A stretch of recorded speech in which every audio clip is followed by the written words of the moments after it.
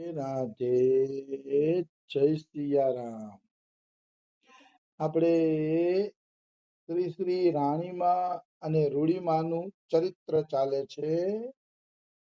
રાણીમા અને રૂડીમાના ચરિત્રમાં આપણે આગળ વધીએ તો રાણીમા રાજાને એમ કહે છે કે અમે મૂર્તિ લેવા આવ્યા છીએ માળિયા મિયા. તો રાજા કહે કે જો મૂર્તિ સામેથી ચાલીને તમારા ખોળામાં બેસી જાતી હોય તો તમે મૂર્તિ લઈ જાઓ. રાણીમાં કે મને ખાતરી છે આવી જશે, તમે ચિંતા ના કરો. તો જે ઘેલાભાઈ હતા રાણીમાના ભાઈ, એ ઘેલાભાઈ કીધું કે રાણી તને ખાતરી છે કે મૂર્તિ તારી પાસે ચાલીને આવી જશે? એવી ખાતરી છે? ત્યારે રાણીમાં એમ બોલે છે કે હા મને ખાતરી છે, કારણ કે રામાયણમાં લખ્યું છે જાહી પર જાહી સત્ય સનેહુ તો તેહી મૂલ્યહીન કચ્છ સંદેહ. જેને જેના પ્રત્યે સાચો પ્રેમ હોય છે એને એ વસ્તુ મળે જ છે, એમાં કોઈ એટલે કોઈ શંકા નથી. અરે ભગવાન પાસે કોઈ લૌકિક વસ્તુની ઈચ્છા રાખી હશે તોય ભગવાન પૂરી કરશે. તો પછી ભગવાન માટે આપણી ઈચ્છા જાગી જાય કે ભગવાનને જ આપણે મેળવી લેવા છે, તો ભગવાન શું ન ઈચ્છા પૂરી કરે? ભગવાન મળે છે અને અવશ્ય મળે છે. એટલે રાણીમાં કે મને રામાયણની આ ચોપાઈ પર પૂરો ભરોસો છે. જો મારો કૃષ્ણમાં સાચો પ્રેમ હશે તો કૃષ્ણને આપણી ભેગું આવવું જ પડશે, નિશ્ચિત આવવું પડશે, એમાં કોઈ એટલે કોઈ શંકા નથી.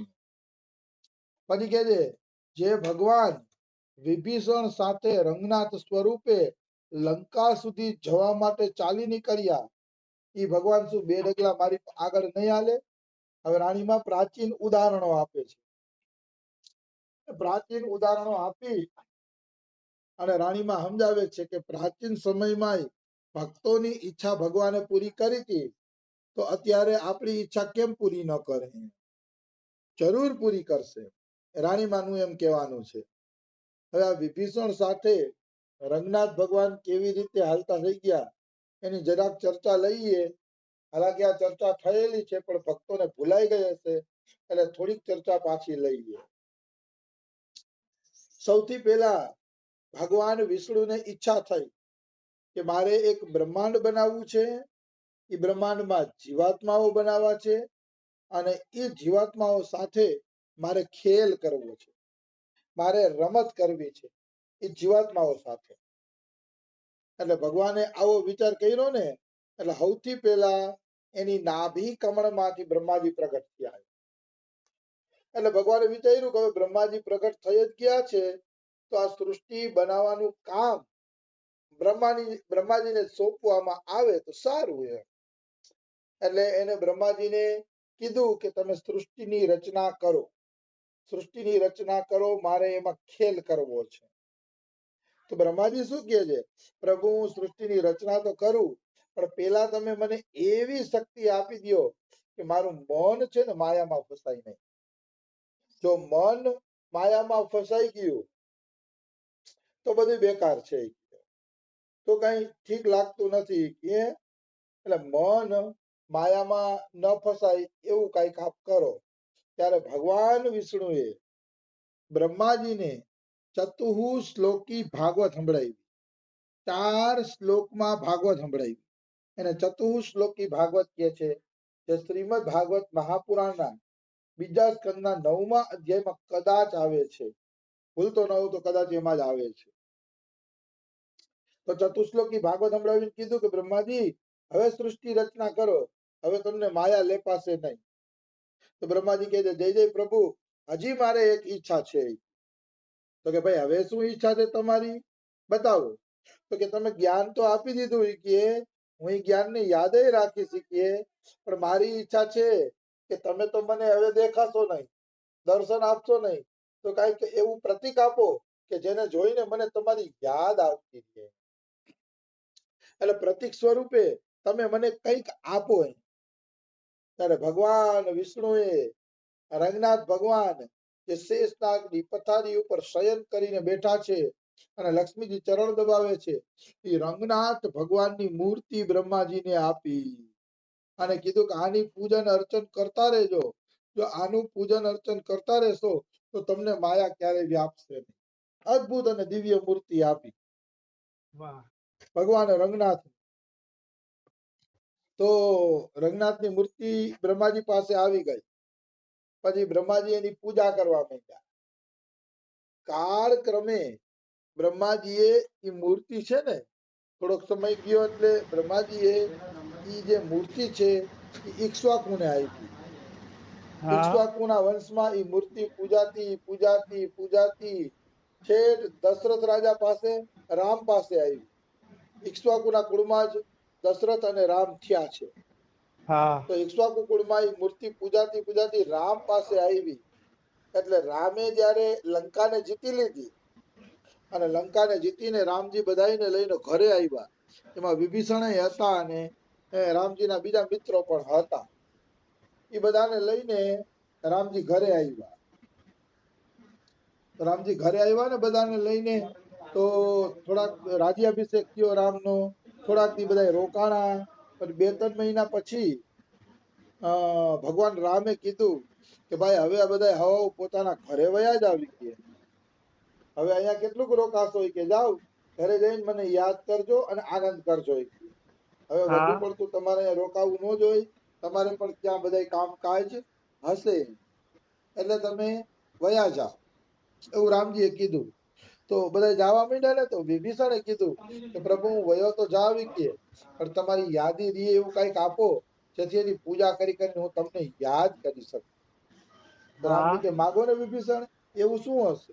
રામને ખબર પણ નહોતી કે આ તો મારા પૂર્વજોથી પૂજાયેલી મૂર્તિ માગી લેશે. એ રામજીને ખબર નહોતી. એટલે વિભીષણે કીધું કે આ રંગનાથ ભગવાન છે ને એ મને આપી દ્યો.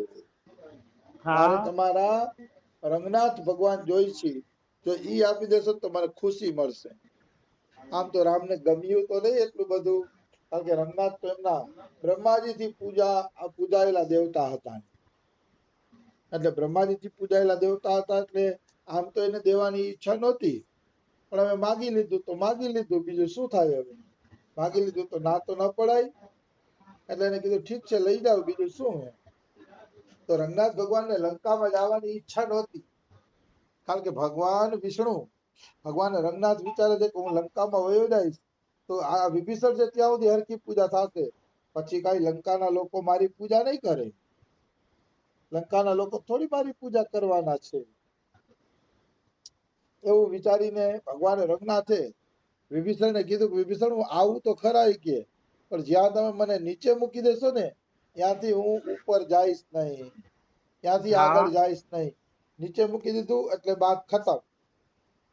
તો કે ઠીક છે વિભીષણ કે નીચે મૂકું, પછી તમે આગળ જતા નહીં. આવી વાત છે. પછી શું થયું? વિભીષણ લઈને નીકળ્યા ભગવાનની મૂર્તિ લઈને નીકળ્યા. તો રંગનાથ ભગવાન આવ્યા ને, રંગનાથ ધામ દક્ષિણ ભારતનું, એ દક્ષિણ ભારતના રંગનાથ ધામ પાસે પહોંચ્યા એટલે ભગવાને પોતાનો વજન વધારી દીધો. એટલો બધો ભગવાને વજન વધારી દીધો કે વિભીષણને અંતે મૂર્તિ નીચે મૂકવી પડી. મૂર્તિ નીચે મૂકવી પડી એટલે કારણ કે વજન જ વધારી દીધો. એટલે રંગનાથ ભગવાન દક્ષિણ ભારતમાં કાયમી માટે સ્થિર થઈ ગયા. રંગનાથ ભગવાન પછી દક્ષિણ ભારતમાં કાયમી માટે સ્થિર થઈ જાય છે અને આગળ જતા નથી. પછી વિભીષણ જ રોજ લંકાથી આવી દક્ષિણ ભારતમાં આવી અને રંગનાથ ભગવાનની પૂજા કરી જતા. તો આ વાત આખી છે. મતલબ રાણીમાં એમ કહે છે કે જો વિભીષણ હારે રંગનાથ ભગવાન લંકા સુધી જવા માટે તૈયાર થઈ જતા હોય તો મારા માટે શું 2 ડગલા ઉતરીને નહીં આવે? આ વાત રાણીમાં ઘેલાભાઈને કહે છે, જેથી ઘેલાભાઈનો વિશ્વાસ વધે. રાણીમાને તો પૂરો વિશ્વાસ હતો એટલે એને કોઈ શંકા નહોતી, પણ બીજાને તો શંકા થાય ને કે આ શરત પૂરી થશે કે નહીં થાય. પછી રાણીમાએ બીજું ઉદાહરણ આપ્યું. રૈદાસના હાથમાં જલ પર ચાલી આવે, બેસી જાય તો મારા માટે કેમ ના આવે? હવે રૈદાસના પાસે પાણી ઉપર હાલીને ભગવાન આવ્યા હતા એવી કોઈ કથા મારા ધ્યાનમાં તો નથી, પણ રૈદાસભાઈ એકવાર આવ્યા ભગવાન એવી કથા મળે છે. કથા એવી છે કે રૈદાસજી ચમાર હતા.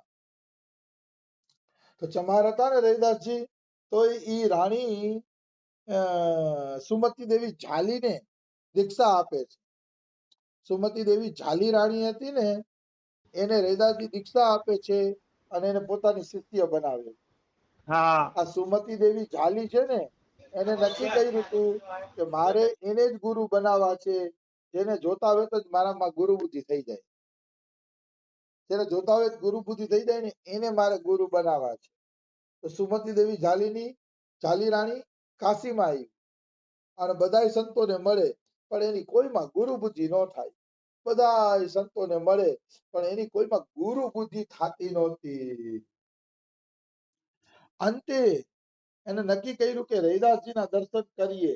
તો ઓલા બ્રાહ્મણોએ કીધું રૈદાસના હું દર્શન કરવાના હોય કે, કીધું ચમાર છે ચમારી કે, આટલા બ્રાહ્મણો દેખાડ્યા તોય તમારી ગુરુ બુદ્ધિ ન થઈ કે, તો ચમારના દર્શનથી શું થશે? રાણી કે જે હોય, પણ મેં ચમારનું નામ બહુ સરસ રીતે સાંભળ્યું છે, મારે ચમારના દર્શન કરવા છે. પછી ઓલા લોકો શું બોલે, રાણીને લઈ જવા પડ્યા રૈદાસજીના દર્શન માટે. તો રૈદાસજીના દર્શન માટે રાણીને લઈ ગયા ને, તો રાણીને રૈદાસજીને જોતા હોય તો ગુરુ બુદ્ધિ થઈ ગઈ. ઓહો, આ વ્યક્તિને તો ગુરુ બનાવવા જેવા છે, ગુરુ બુદ્ધિ થઈ ગઈ. પણ રાણીએ કીધું કે મને શિષ્ય બનાવો. તો રૈદાસજી જેવા ગુરુ કઈ ફાલતુ શિષ્ય ન બનાવે. એટલે રૈદાસજીએ કીધું કે તમે રાણી છો, હું તો હરિજન છું કે, એટલે આપણો મેળ નથી કે હું તો નહીં બનાવું શિષ્ય.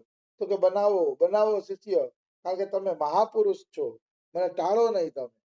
તો કે હું રાણી સાહેબા આ નીચી જાતિનો છું, તમે બીજાને બનાવી લ્યો, એ તમારા માટે સારું રહેશે.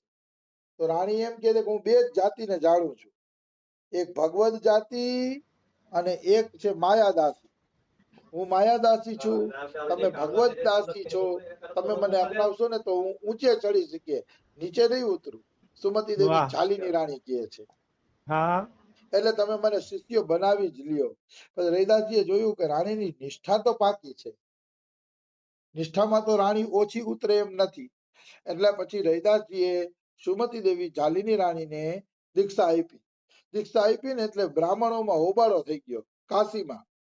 અરે આટલા બ્રાહ્મણો દેખાડ્યા તો રાણીએ કોઈને ગુરુ ન બનાવ્યા, અને ઓલા ચમારને જઈને ગુરુ બનાવ્યા. આવી રીતે કાશીમાં હલ્લો થઈ જાય છે. તો હલ્લો મચી ગયો ને કાશીની અંદર. તો રાજા પાસે વાત પહોંચી કે રાજાજી રૈદાસજી ચમાર થઈને દીક્ષા આપે છે. જો ચમાર થઈને દીક્ષા આપશે રૈદાસજી તો તમારું રાજ્ય વયું જશે, એમ દુષ્ટ લોકો કહે છે. એટલે રાજા અંદર ઇન્વોલ્વ થાય, રાજા પણ સામેલ થાય. એટલે કહે છે કે જો આ રીતે રૈદાસજી દીક્ષા આપશે તો તમારું રાજ્ય પણ ટકશે નહીં. એટલે રાજા કે બોલાવો રૈદાસને. બોલાવ્યા અને કીધું તમે ચમાર થઈને કેમ દીક્ષા આપી? તો કે મેં દીક્ષા નહોતી આપવાની, એની દ્રઢતા હતી એટલે મેં દીક્ષા આપી. બાકી હું કે રામાનંદાચાર્યજીનો શિષ્ય છું, રૈદાસજી કહે. એટલે દીક્ષા દેવાનો ભક્તિ કરવાનો બધાને અધિકાર છે. બધાને ભક્તિ ઉપર બધાનો અધિકાર છે. તો કે અમે તો ત્યારે માનીએ જયારે આ ઠાકોરજીની મૂર્તિ હાલી તારા ખોડામાં બેસી જાય. રાજા એમ કહે છે. તો કે ઠીક છે, પરીક્ષા કરી લઈએ. તો કે કરી લઈએ પરીક્ષા. પણ મૂર્તિને વચ્ચે રાખી, એક બાજુ બ્રાહ્મણોએ બોલાવ્યા, એક બાજુ રૈદાસજી બોલાવે છે. બ્રાહ્મણોએ વેદોના મંત્ર બોલી બોલીને એની જીભ કચવાઈ ગઈ, પણ ભગવાન ટસથી મસ ન થયા. કારણ કે ભગવાન મંત્ર તંત્ર ને શ્લોકોથી વશમાં થતા નથી. ભગવાન તો શુદ્ધ પ્રેમથી વશમાં થાય છે. જેની અંદર શુદ્ધ પ્રેમ નથી એ ભગવાનને વશમાં કરી શકતા નથી. અને રૈદાસજીની વારી આવી તો રૈદાસજીએ એક જ પદ ગાયું કે હે પ્રભુ, હું તો દીન દુખી માણસ છું, તમને લાગે કે હું સાચો છું તો કૃપા કરીને મારી તરફ પધારો. આવું પદ ગાયું ત્યાં તો મૂર્તિ ઠુમક ઠુમક ઠુમક કરતી હાલતી હાલતી રૈદાસજીના ખોળામાં બેસી ગઈ. ત્યારે કાશીના બ્રાહ્મણોને ખબર પડી કે અરે બાપ રે, આ તો કોઈ મહાપુરુષ છે. તો જેવી રીતે રૈદાસ પાસે ભગવાન આવ્યા હતા, એવી રીતે રાણીમાં કે મારી પાસે પણ આવશે, મને પૂરો વિશ્વાસ છે. આગળ રાણીમાં કોના કોના ઉદાહરણ આપે છે કાલે લેસી. આજે સમય થઈ ગયો છે. રાધે રાધે, જય સિયા રામ.